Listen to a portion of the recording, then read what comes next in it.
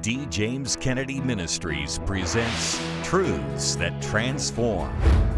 There has been a revival of interest in the founding of this country and what it was intended to be and what it can be again. The American people were upset with executive overreach. This is Truths That Transform.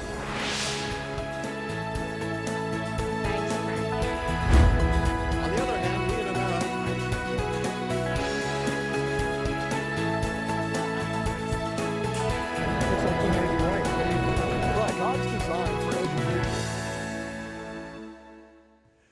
Hello, I'm Frank Wright. Welcome to Truths That Transform, a viewer-supported outreach of D. James Kennedy Ministries. Make sure to visit our ministry website, where you can find a very deep library of excellent video, audio, digital, and print resources. It's all available at djkm.org. In recent days, the Obama administration has overstepped its bounds in unbelievable ways. Earlier this spring, President Obama decreed that public schools must open their bathrooms and locker rooms to those who self-select a gender identity different than their biological sex. And he issued a fiat dictating when businesses must pay salaried employees overtime, which will likely result in millions of workers being shifted back to hourly employment. But having a president acting as king, issuing edicts, is not the system of government our founders designed.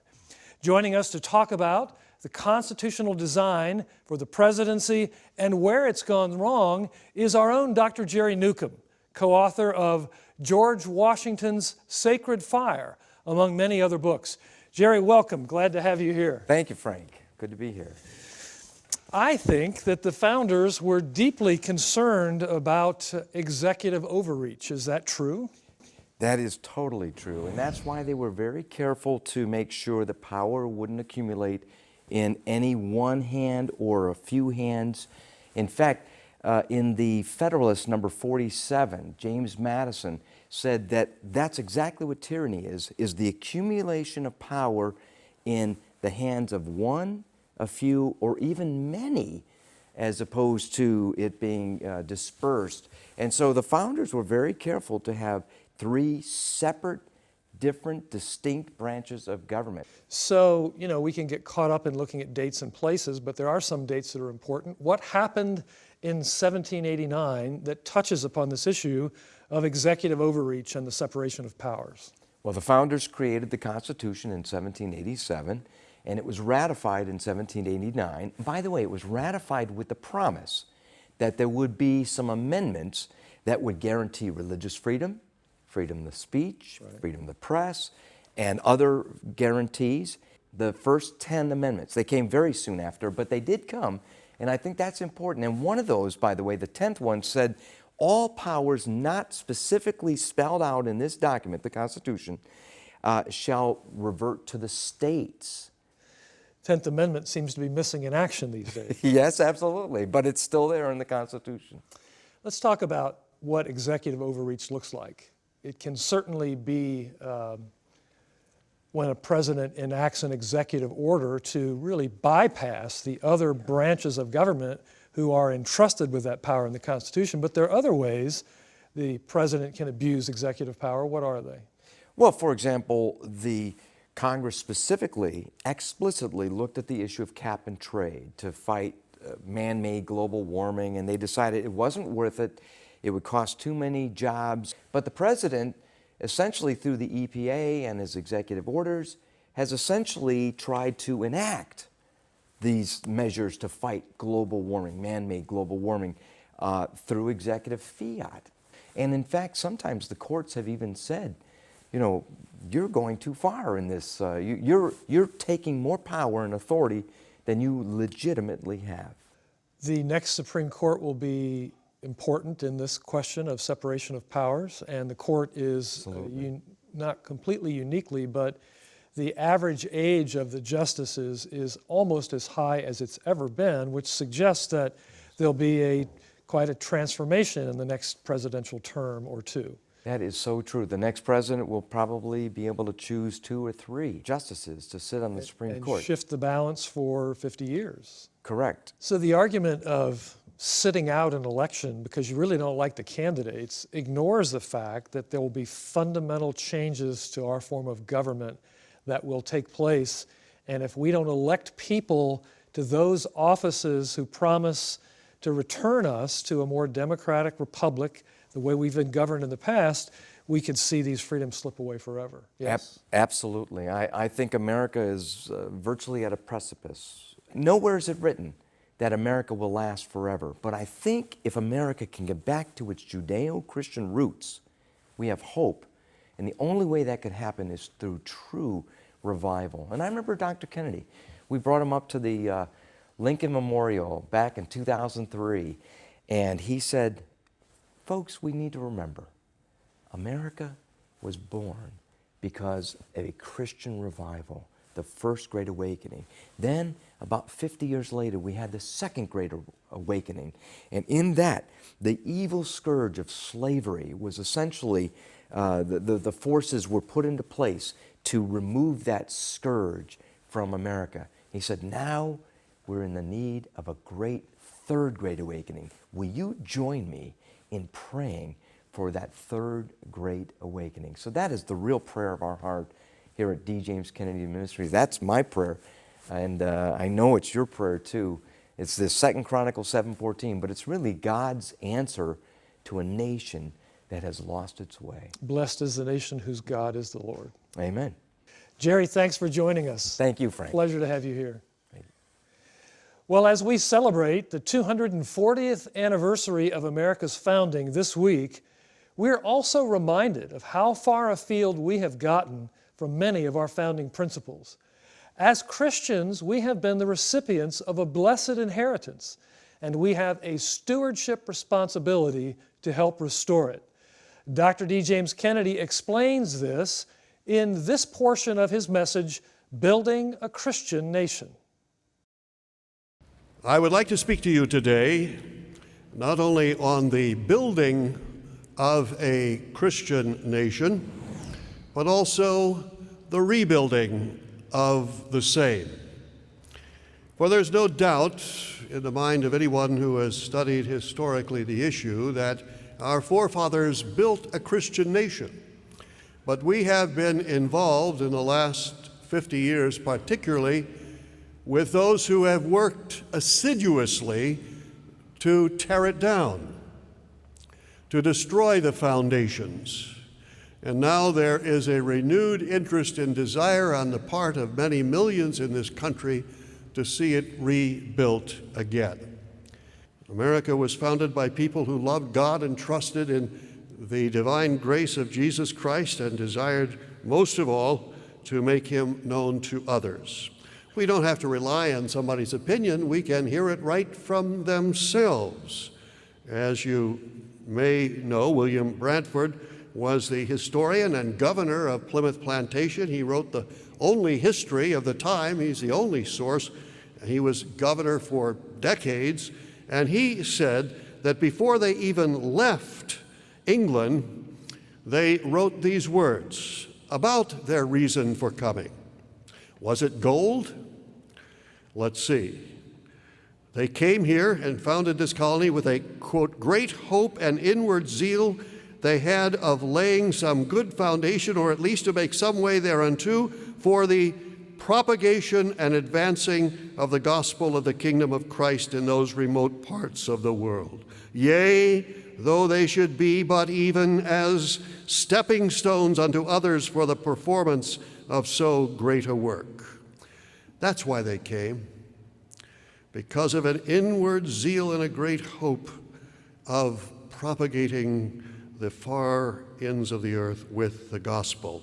But then when the pilgrims actually arrived here, as you know, before they set foot on the land, they met in the captain's cabin of the Mayflower and wrote what has been called the birth certificate of America, the Mayflower Compact.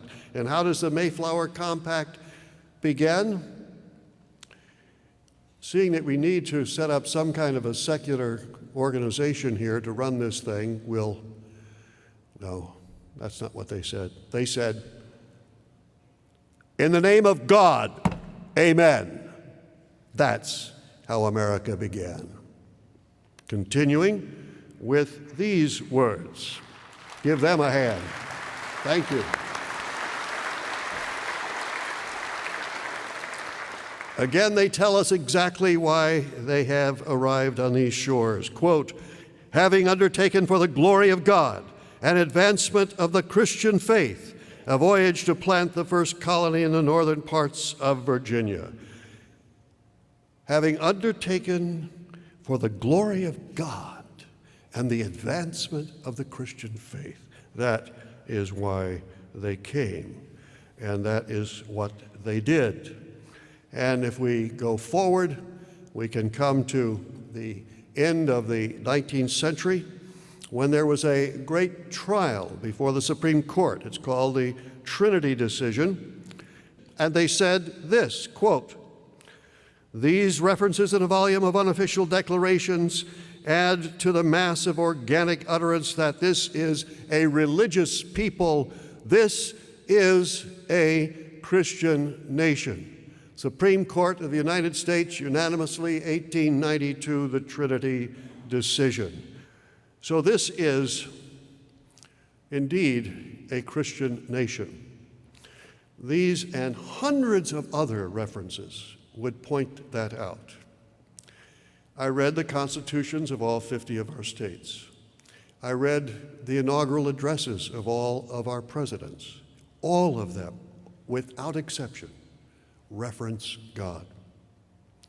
This is not a secular, godless, atheistic state as our young people are being taught in school. Nothing like that. In spite of the continuing efforts to turn it into just that. Our founders built this godly nation that we have inherited, and in the lifetime of virtually everyone here, we have seen it brick by brick being torn down. But it can be rebuilt. It was built by men, it was torn down by men, it can be rebuilt by men as well.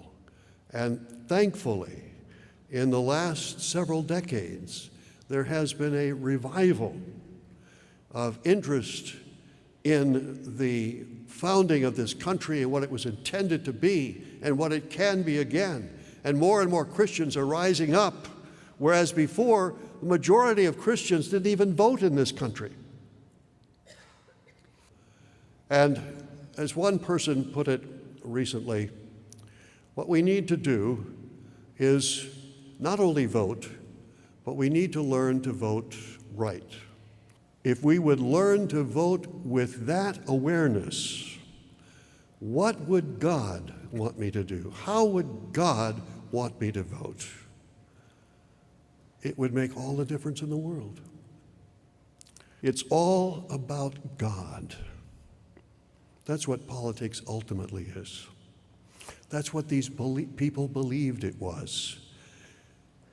In the name of God, for the glory of God, for the advancement of His kingdom. That's why they came. That's not why most Americans vote.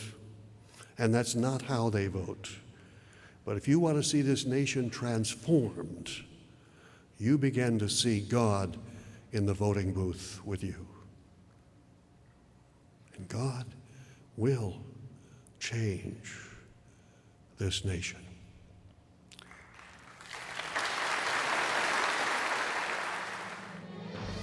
A biblical understanding of the nature of man and of the nature of government is imperative if we are to have a free, prosperous country.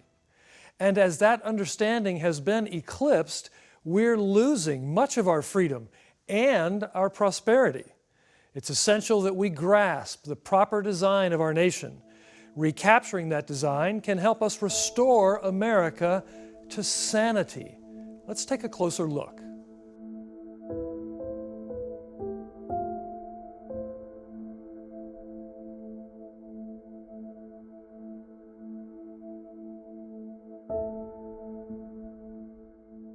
Just before President Obama was elected, he famously said, "We are 5 days away from fundamentally transforming the United States of America." Critics would wonder how indeed could a president under the Constitution have so much authority and power to fundamentally transform the United States of America. We have three branches of government in this country, and under the Obama administration, I think you've seen one branch, the presidential branch, the executive branch, really find its way into the other two, being Congress and the courts. This president has basically said, if I can't get Congress to pass a law that I want, whether it's dealing with immigration, whether it's something with Obamacare, if it's regulations dealing with the Environmental Protection Agency, then I'll just go in and basically have my folks at those different agencies enact the law on their own. That is not constitutional. Because our founding fathers believed that too much power in the executive, too much power in the legislative body, too much power in the judiciary was too much power to any one branch. And so they designed a system that pushed the power downward and outward because they feared centralization of power and they feared the consolidation of power. Recently, the Obama administration has come down hard on the state of North Carolina, threatening to withdraw millions of dollars in federal funding. Why? Because that state opposes the open bathroom policy for transgenders favored by this administration. The people of North Carolina and Mississippi are wonderful people. I also think that the laws that have been passed there are wrong when it comes to respecting the equal rights of all people, regardless of sexual orientation, whether they're transgender or gay or lesbian.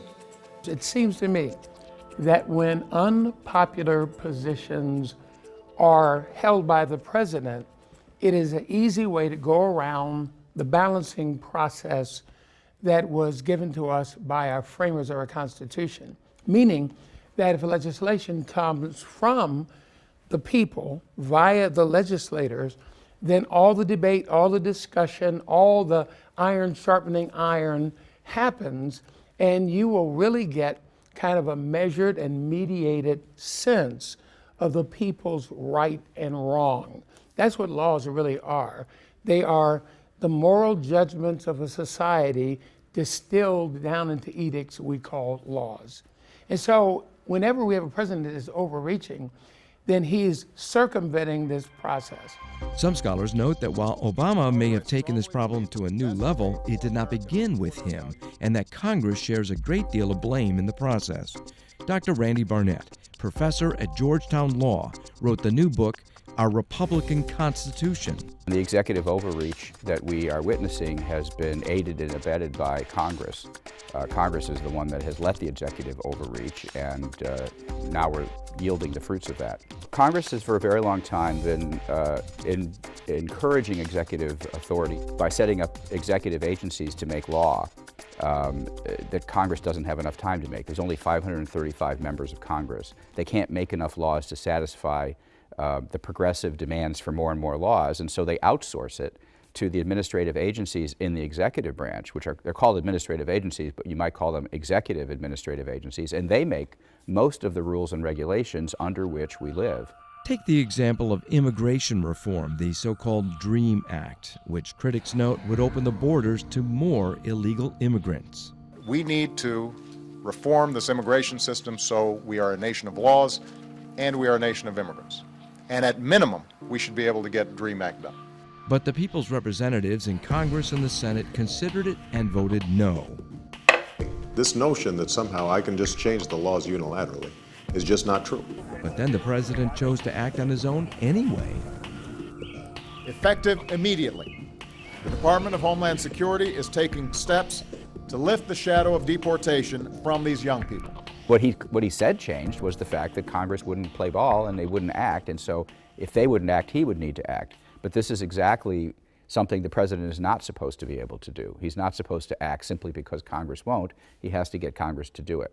When the president circumvents Congress, as happened, for example, when Congress declined to pass the DREAM Act and the president pushed through policies proposed in the DREAM Act by executive fiat, that tends to exclude the American people. It tends to loop them out of the process because every American has a congressman. Every American has 2 senators. And they have the right to make their laws made by those people they elected to do that job, and to not have those decisions undone or circumvented somehow by the executive branch, whether through the president or through one of the executive branch bureaucracies. We need to stop and pause and to catch our breath and to look across the last 8 years at the way that power has been exercised from the West Wing.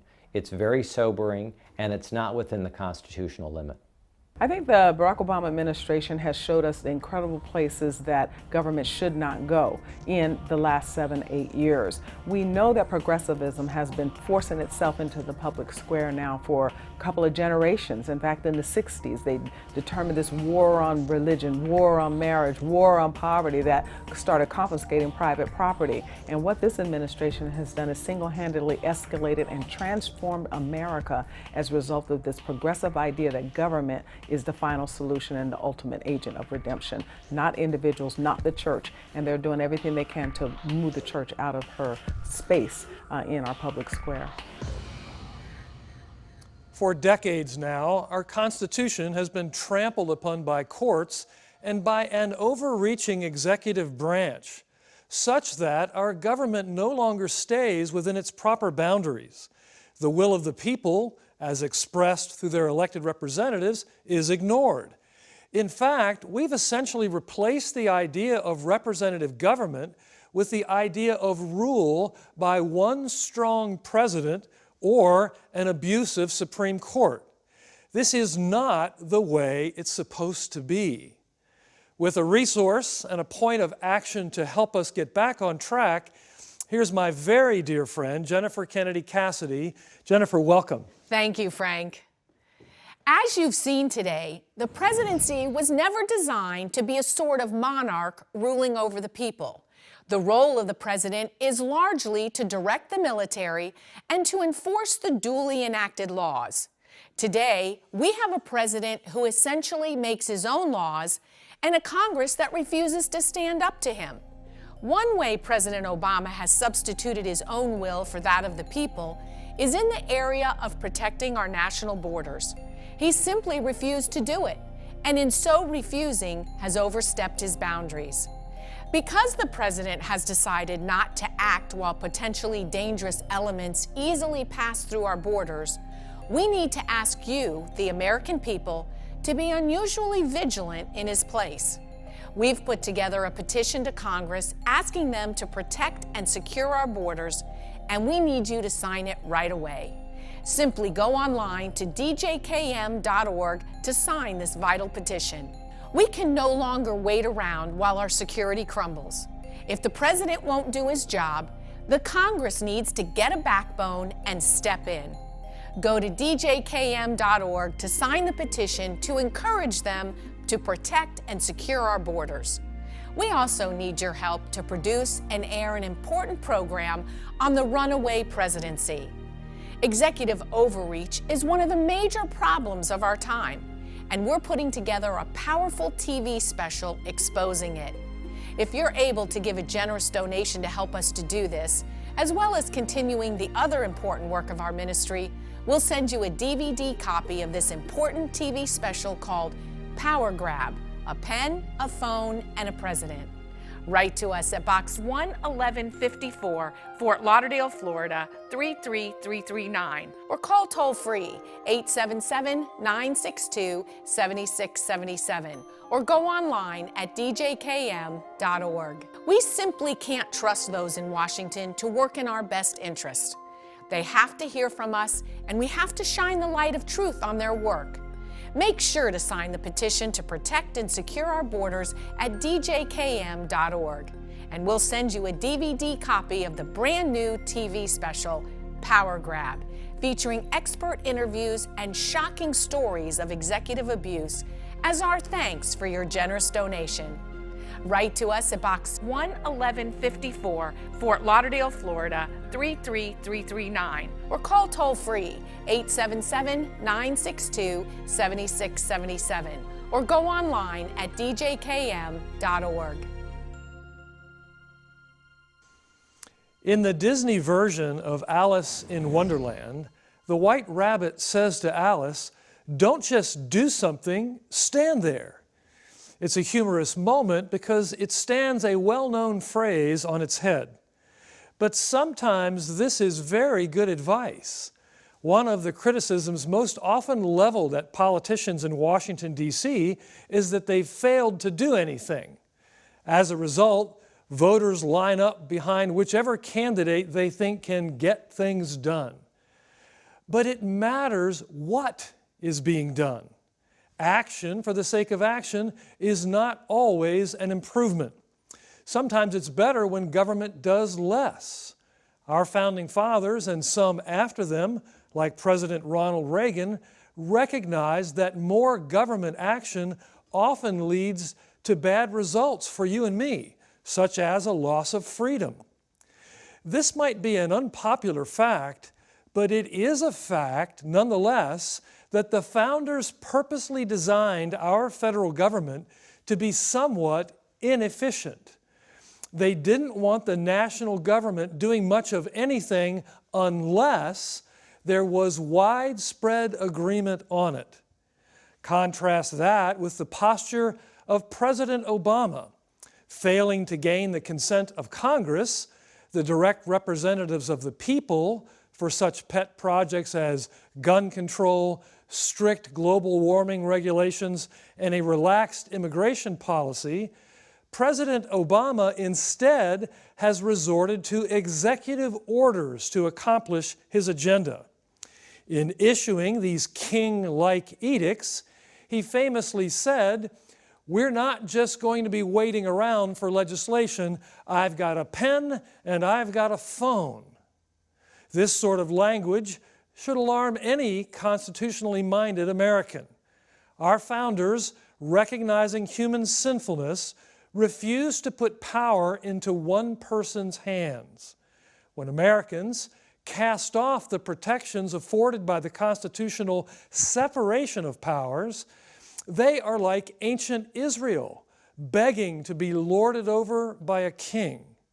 But as Christians who believe in the rule of law and recognize the corruption of sinful nature, we should be vocal in calling upon our elected representatives to stop such abuses of power. I'm Frank Wright. Thanks for joining us on this edition of Truths That Transform. We'll see you next time. Next week on Truths That Transform. The character of George Washington was the wonder of the world. Washington had the power of a nation, and he's going to step down, and the world held its breath. They couldn't believe he was going to go through with it. That's next week. Today's program is available on DVD for your gift to this ministry of any amount. Please call, write, or log on to our website today. This has been a production of D. James Kennedy Ministries.